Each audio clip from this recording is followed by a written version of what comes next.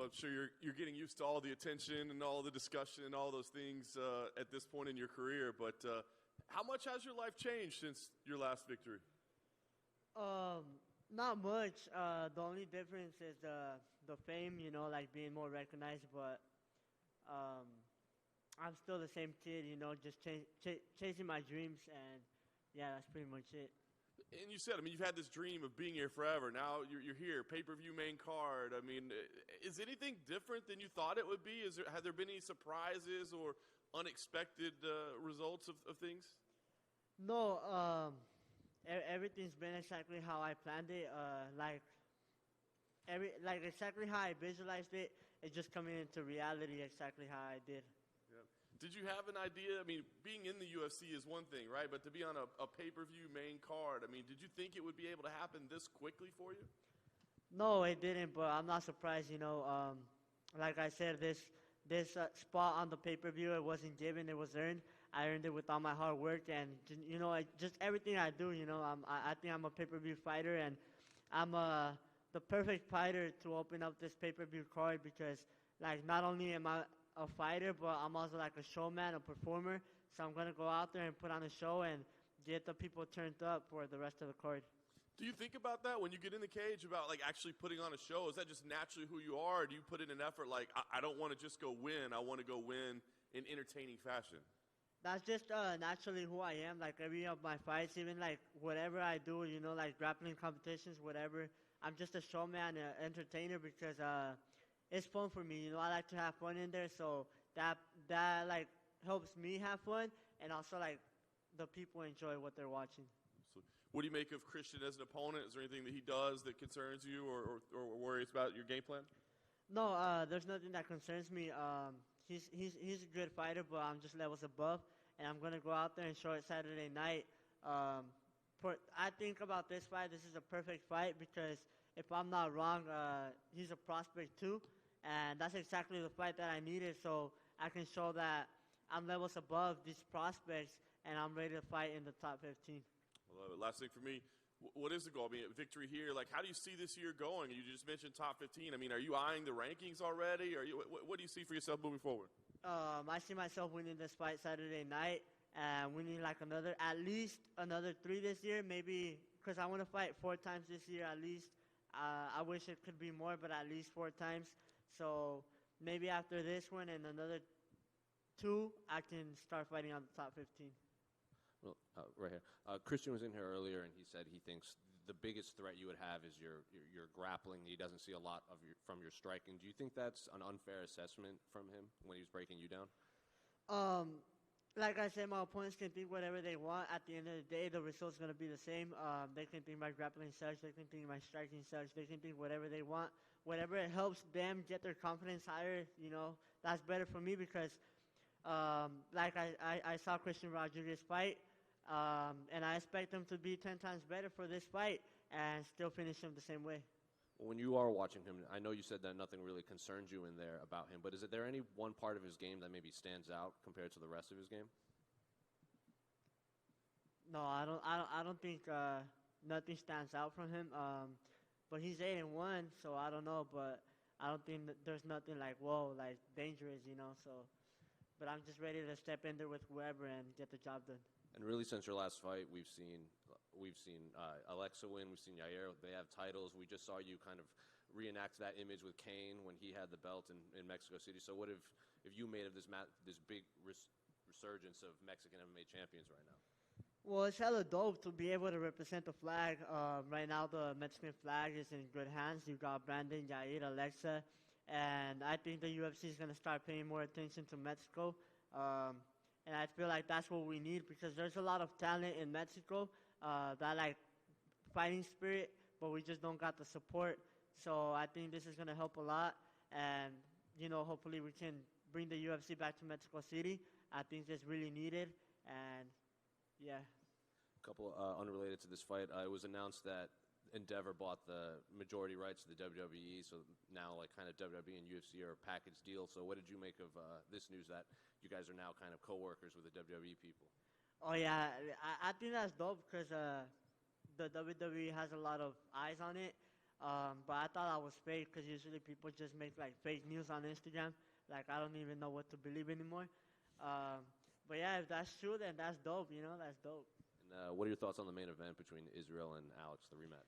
I got it 50-50. It depends who has the better strategy because I always see like Adesanya winning the fight, but Pereira just has that knockout power. So I don't know. Maybe if Adesanya wins the whole rounds again and maybe take him down the last round, I don't know.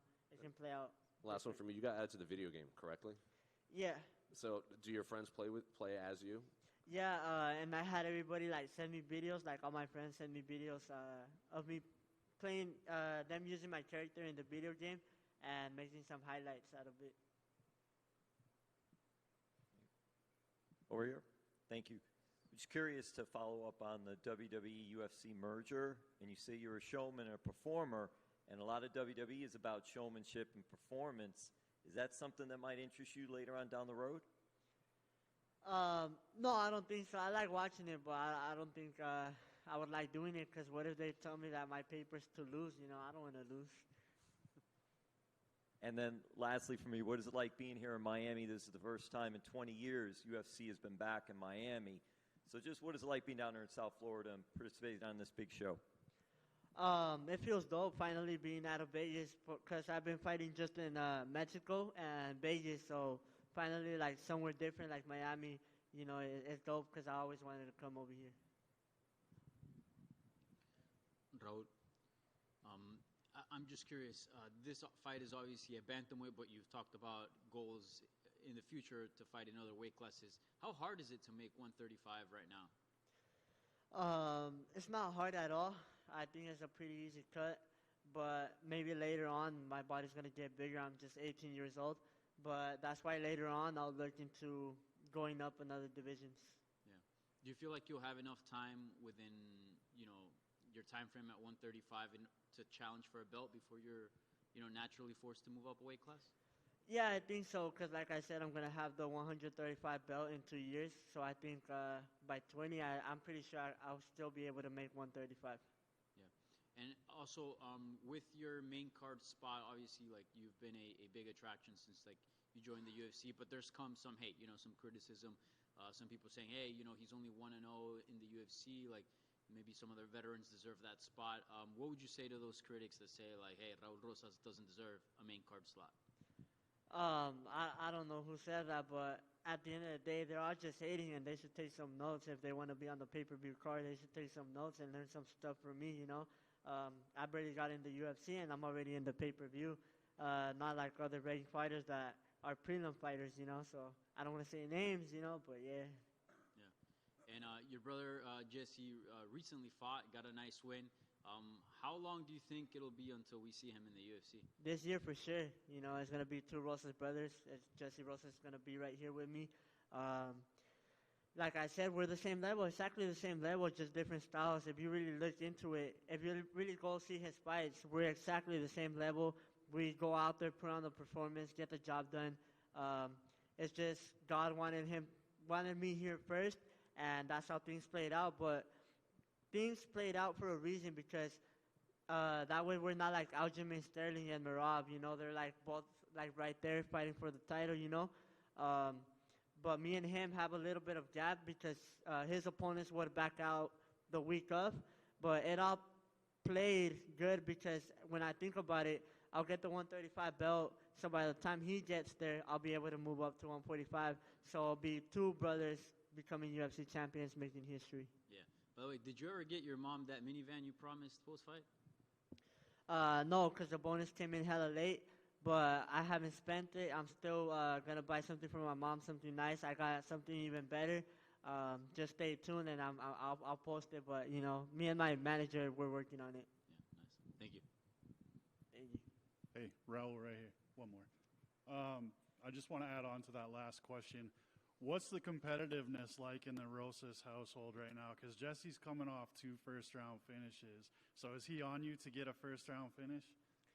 Yeah, usually, like, when we would fight on the same card, like, later on, like I said, when we both fight in the UFC, we'll put the check on the table, and whoever gets because we'll be fighting on the same cards. So we'll put the check on the table, and whoever gets the kill like faster, you know, the fastest finish takes it all, you know, and of course it's gonna be me. I'm just kidding, but yeah, especially on the house since we both know how to fight. I feel like that's what made us good because even when we're not training, like if he pisses me off, we go at it at the house because sometimes, you know, like I said, I don't know how to drive. He's my Uber. Sometimes he doesn't want to take me where I want to go, so you know we just got to go after it, you know. You said the first time that we talked, you were sick of eating arroz con frijoles. Has the diet upgraded since then? Yeah, we don't need no more rice and beans. We only eat ribeye, steak. I'm just kidding. But yeah, we're eating better now, so you know I like it. Raul, back here. I'll do a question in Spanish if that okay with you. Yeah, yeah. Estás peleando en Miami por primera vez, por supuesto. ¿Crees que la arena va a estar contigo ahora sabiendo que eres mexicano, que eres latino y que bueno, te puedes, quizás el público se puede sentir identificado contigo? ¿Crees que vas a contar con el apoyo de la arena el sábado en la noche? Sí, aquí hay muchos latinos y la neta se va a aprender, se va a poner bien chido. Ya mire que hay muchos latinos, cubanos y de todo, mexicanos. Entonces, yo sé que la vibra va a ser muy diferente a Las Vegas, a la que tuve en mi pelea pasada. Entonces se va a aprender y estoy listo para empezar el show y prender a toda la gente. Siempre has dicho que quieres ser el campeón más joven en la historia, romper el récord. Si tuvieras que dibujar tu camino a ser el campeón desde este momento, ¿cómo lo dibujarías? ¿Cuánto tiempo crees que te puedes tardar? Me va a costar 2 años, nomás por la razón que me va a tardar 2 años es porque ya cuando uno es campeón, yo veo que ellos pelean casi como una vez al año o así, entonces eso me va a detener poquito, pero yo creo que voy a ganar esta pelea y después voy a ganar otras 3 y ya me voy a ir al top 15, voy a ganar 1 o 2 en el top 15 y voy a entrar por el campeonato. Gracias. Gracias.